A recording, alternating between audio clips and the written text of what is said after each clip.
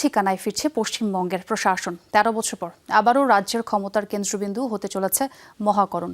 রাজনৈতিক পালাবদলের পর নতুন করে প্রাণ ফিরে পাচ্ছে ব্রিটিশ আমলের ঐতিহাসিক রাইটার্স বিল্ডিং।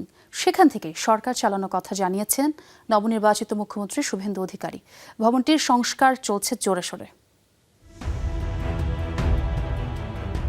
রাজনৈতিক পালাবদলের সাথে বদলে যাচ্ছে প্রশাসনিক কার্যক্রমের কেন্দ্রবিন্দু। পুরনো গৌরব ফিরে পাচ্ছে লাল ইটের ঐতিহ্যবাহী রাইটার্স বিল্ডিং। ব্রিটিশ আমলের এই ঐতিহাসিক ভবন থেকে এবার পশ্চিমবঙ্গের প্রশাসন চালাবেন নবনির্বাচিত মুখ্যমন্ত্রী শুভেন্দু অধিকারী।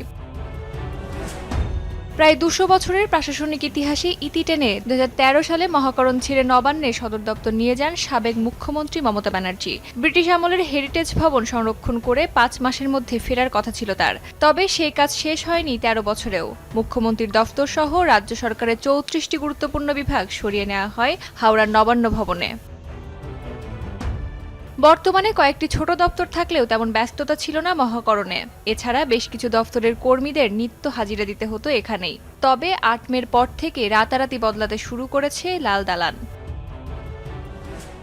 নির্বাচনী প্রচারেই বিজেপি জানিয়েছিল ক্ষমতায় এলে মহাকরণকেই ফের রাজ্যের মূল প্রশাসনিক কেন্দ্র হিসেবে গড়ে তোলা হবে। ৪ মে ফলাফল ঘোষণার পরদিন থেকেই শুরু হয় জোর প্রস্তুতি। নতুন সরকার রাইটার্স বিল্ডিং থেকেই কাজ করবে। এই বার্তা মিলতেই তড়িঘড়ি মেরামত ও পুনরুজ্জীবনের কাজে নামে পূর্ত দপ্তর। শপথের আগেই কমলা আলোর আভায় ঝলমল করে ওঠে শতাব্দী প্রাচীন ভবনটি।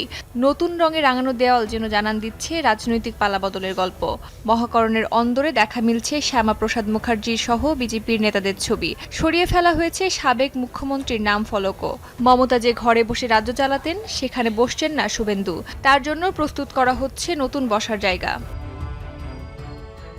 সংস্কার কাজে হাত দেওয়ার পর বিশেষজ্ঞরা জানিয়েছে ইট সুরকির কাঠামোর পরীক্ষা নিরীক্ষাতেই অনেক সময় লেগেছে। তাদের কথায় প্রায় ২০০ বছরের পুরনো ওই ভবনে যে ভিতরে ভিতরে এত জীর্ণ হয়েছে তা খালি চোখে ধরা পড়েনি। তাই খুব সাবধানে দেয়ালের পলেস্তরা খুশিয়ে সংস্কারের কাজে এগোচ্ছে। এছাড়া তৃণমূল সরকারের আমলে রাজ্যে চালু হয়েছিল বিশ্ব বাংলা ব্র্যান্ড লোগো।